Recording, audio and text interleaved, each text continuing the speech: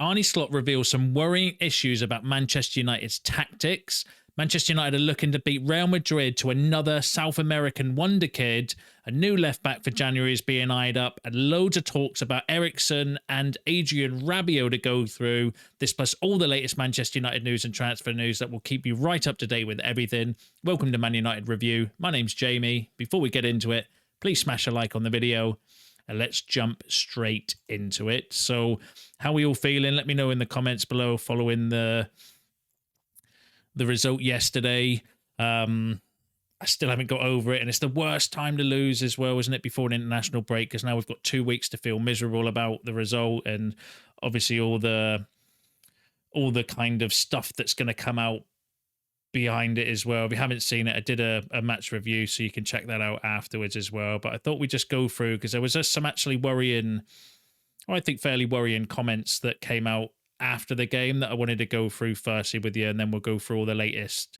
So the first thing I wanted to run through is just some of Erik ten Hag's comments after the match yesterday. I don't know if you've seen some of the press conferences and interviews. Personally, I had to go take the dogs out for a walk after the game because I was not in the mood to listen to any of the commentary and analysis and stuff like that as well. Go clear me air, clear the air, clear me head. And then, so I did a lot of it kind of this morning. So firstly, Ten Hag, and I thought this was quite concerning, but you'll have to let me know what you think in the comments. He said, Ten Hag, when he was asked about repeated mistakes, he said, explain to me what mistakes we make regularly. I don't think so, because we wouldn't win trophies and beat big opponents like we did. Sorry, I don't agree with you. Now, does anyone agree with Ten Hag on there? Because I personally disagree. Now, before I give my opinion on that, I'm a Ten Hag inner, or I wanted Ten Hag to stay. I've got nothing against him. I think it was the right decision to be made, but I find some of his comments at the moment just really kind of baffle him, because that one for me to say that we're not making the same mistakes, I've got to be honest, I disagree with that. I think the same mistakes are there for, like, if you look at the Wolves, if you watch the Wolves game back from the start of last season and watch how open we were in midfield, and then you watch the Liverpool game last night and you see how open we were in midfield, like that for me is the same mistakes. Whether Ten Hag it's been lost in translation or not, and he's kind of thinking specifically around the goals that we conceded, the mistakes from there, then yes, they're not goals, they're not mistakes that we make every week. But for me, I was thinking, well, we are making the same mistakes because we're doing the same tactic. We've got the same tactical setup with the same problems. It's a slightly different tactical setup, but it's the same issues within the squad as that have been there from last season. So I kind of found that a little bit alarming that he doesn't see that any of the mistakes that we're making are linked with the previous mistakes. But let me know what you think about that in the comments. And then the second worry is regarding Ugarte. So he was asked on Ugarte, he said it will take time. It's not like I'm Harry Potter. He still hasn't played a single minute this season. He has to work on his fitness, and we have to integrate him into the team. Then I'm sure he will make his contribution. And then he also said that he will be an important player, but it will take weeks or even months. And that goes for other players. For example, Joshua Zirkzee, he has made a lot of progress, and I'm happy with his performance, but I did not expect this 4 weeks ago. So again, this is one where I kind of think's been lost a little bit in translation, because I personally, for that one, see that as Erik ten Hag saying it might take months for him to be up to speed, not necessarily months to be within the first team, although, you know, Ten Hag's not one to throw people straight into the first team, but I think he's on about can take months for a player to integrate, and same with Zirkzee. So I actually kind of I see what he's saying in regards to that comment. I know it's been thrown. I think it's been blown a little bit out of proportion, because people saying, "Oh, a guy's not going to be starting for months," is worrying, because why would you sign a player and then not starting for that long? But what I think he means is it might take him months to get his match fitness, his match sharpness, to integrate into our style of play, and to settle at the club, settle in at England and stuff like that as well, for me personally. But let me know what you think in the comments. But the more worrying interview, I suppose, that I seen from yesterday was Arne Slot. And I don't know if you've seen his Sky Sports, but he effectively destroyed Man United's tactics in 3 minutes. on Sky Sports in his analysis after the game, effectively saying, well, we knew how United were going to play and we knew how to beat it, and we did it. And it was, massively worrying for me going forward anyway. So this is what Arne had to say. So he said, their style is also, this maybe last season, I don't remember that well, but their fullbacks 9 out of 10 times are really high. And then Casemiro comes in between. So if you pick up the ball and you can keep Diaz and Mo Salah high, then you're constantly in a one-on-one situation. They need their then you need midfielders that can run, and we had 3 of them today that kept running. And if they arrive in a duel, they are aggressive enough to win it. So that was, I think, one of the main reasons why we could win today. And he's absolutely spot on, because if you look back in the goals that we conceded, yes, the first one was a mistake, but the second one comes from when they pressed Casemiro, won the ball, and effectively had a 5v3, I think it was, or a 5v4 sprint at our defense. And the same with the Kobe Mainu one as well. Again, if you watch my match reaction, I show you the kind of clip where he's got 4 players surrounding him, effectively 5 players surrounding him, because he's isolated in midfield and they've nicked the ball. And then because our fullbacks are so high, they've got a 4v3 or 4v2, I think it was at that time, running forward. So Arne Slot has effectively destroyed Erik ten Hag's tactics, I think, there in a heartbeat, to say the way that we play isolates the midfield, and if you're brave enough and you keep your attackers high up the pitch, if you win that ball, then you will get at Man United. And that's, it's quite damning. And that's why I'm kind of saying before that I think Erik ten Hag needs to have a very hard look at the tactics and the way that we are set up to play, because if Arne Slot sussed it out within being in the Premier League for 3 games, then it is very concerning going forward, is what I would say. But let me know what you think about that in the comments. So let's move on to some transfer news, and we'll try and have a bit of positivity here. So the first story I've got for you is regarding a new left back. So Manchester United are lining up a move for Fulham left back Antonee Robinson if they can raise the funds before the January transfer window. Robinson is in Manchester United's sights because of his ability and athleticism. Fulham rates him around £30 million. They do not want to lose him, but may not stand in his way if an offer arrives. Now, we were linked with him late in the transfer window as well in the summer. And that's come from a fairly credible source as well, just so you know. And he is definitely, it looks like a player of interest. Whether or not we're going to follow through in that interest remains to be seen. I think a lot will depend on Luke Shaw and Malasia's kind of how they come back from their injury over the next few weeks and months. But definitely an interesting option, and I'm all for that as well. He is a little bit outside of the age profile. He's 27, I believe. But is a very talented fullback, and I like the idea of it because, in the past we used to go and get the best players from other Premier League teams, which is very difficult to do nowadays because most Premier League teams are super rich or super wealthy, so it's going to cost you a bomb to get the players out, and clubs are not as desperate to sell as what they were in the past. But I do like the idea of going out and getting some Premier League proven players that can kind of cope in the Premier League, and bringing them in. And I think Robinson's a decent option for left back. Whether he's a long-term option at his age, I have my doubts. I would like to see us get a younger left back profile, but if you've got someone with Premier League experience, that can maybe counterbalance it, in my opinion. But we'll need to see how that develops. But let me know what you think about Robinson in the comments. Now, I don't know if you've seen this. You might have seen this already. This was over the weekend. Just picking up on the Jadon Sancho situation. So firstly, he gave like a 1-sentence goodbye to Man United. I just hope the door didn't hit him too hard in the ass on the way out, personally. But thank you to all the fans, staff and teammates at Manchester United, wishing everyone all the best in the future. That was Jadon Sancho's very heartfelt goodbye to Manchester United. And considering the fact he still had Dortmund pictures on his Instagram bio, says it all regarding Jadon Sancho, in my opinion. And then Jacob Steinberg has confirmed that Chelsea agreed to most of Sancho's wages at £300,000 a week. So it does look like we are still paying some of his wages for his loan to Chelsea, which, it is what it is. It is what it is. He's on a fortune. I think we did well to get the deal that we did in the end for Jadon Sancho anyway. So we are paying some, but it's reportedly that Chelsea are paying a majority of his wages, but we are still topping it up. What can you do? What can you do about it? There's nothing we can do. Deal's done now anyway. I'm just glad that we don't have to. Hopefully that's the last time I have to speak about Jadon Sancho. That's all I'm going to say. But let me know what you think about that in the comments. And then the next story we've got for you is regarding Benjamin Sesko. So, Benjamin Sesko, that's Jadon Sancho.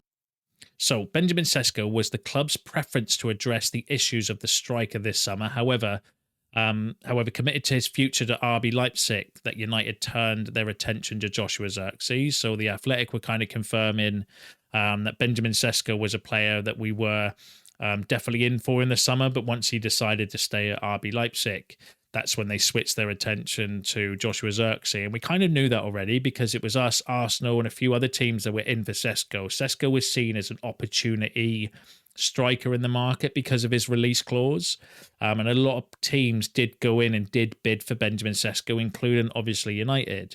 But what impressed me more about that story was the fact that United did pivot quite quickly to Joshua Zirkzee. So it wasn't like, because I kind of think in the past, right, I think we would have maybe got Sesko under previous regimes, but he would have been on an absolute fortune in wages to try and get him in.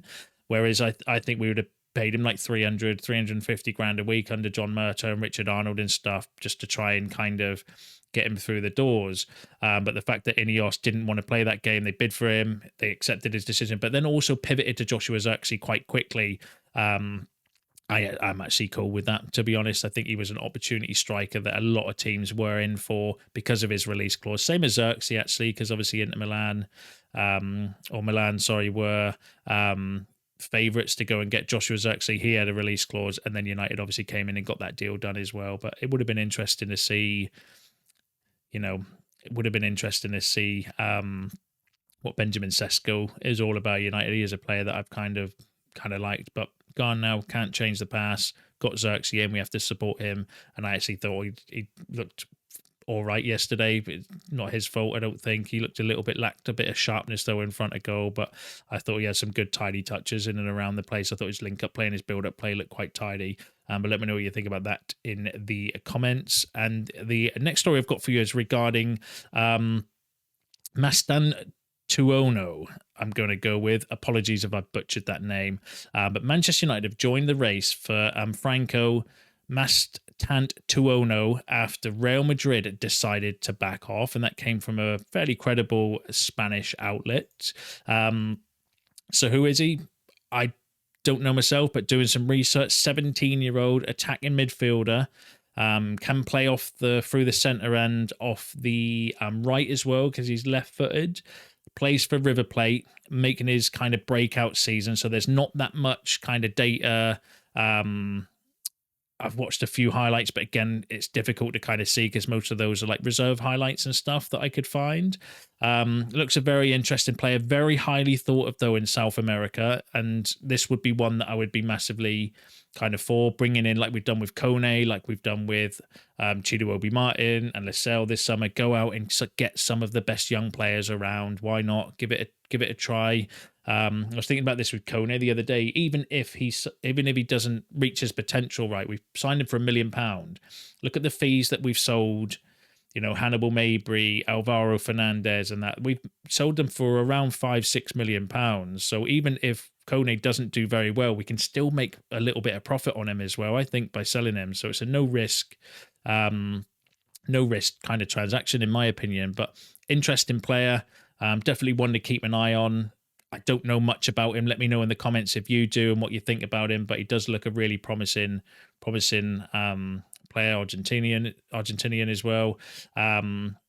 Highly regarded, so it'll be interesting to see if that story is to be believed. But again, fairly credible source, but not the most credible source. All right. Okay, let's go through all the Eriksen stuff next. So Ajax rate Eriksen as the perfect rare opportunity sign. Ajax and Camp Eriksen have been in lots of contact. The expectation is that after Manchester United versus Liverpool, Ajax will discuss the possibility of signing him. Crucial hours ahead. Now, that came from a Dutch outlet who were really reliable when it came to Van Nistelrooy and René Hack News via the European lad, suggesting that Ajax still may come back in for Christian Eriksen.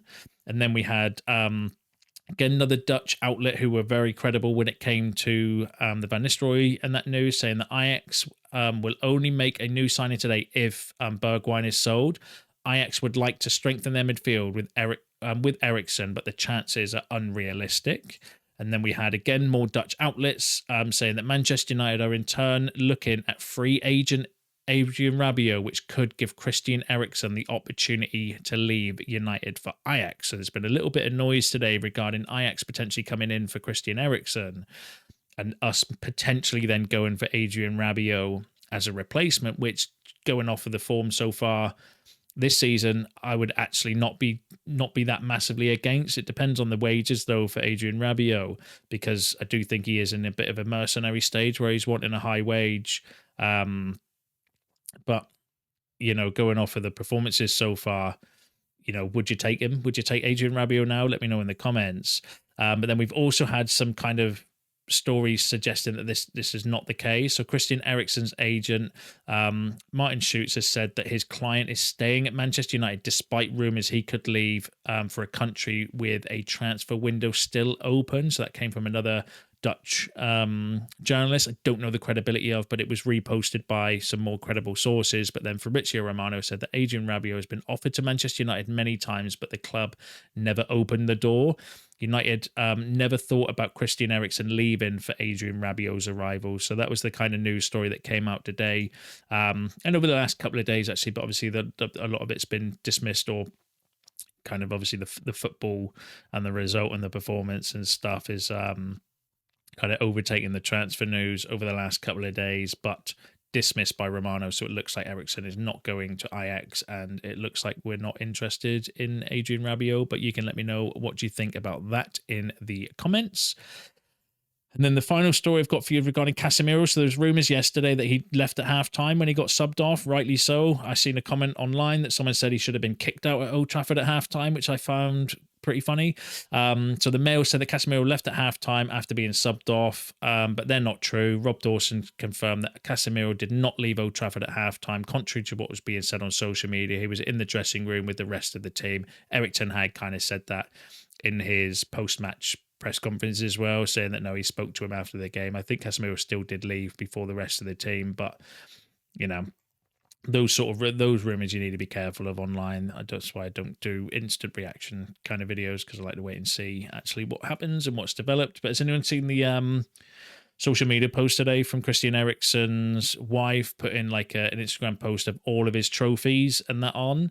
And no one can question, right, Casemiro's history. He'll go down as one of the best ever defensive midfielders, and he has literally won everything that is to win in the game, pretty much from club football. Do you know what I mean? Multiple Champions League winner, etc., etc. Do you know what I mean? Like an unbelievable player.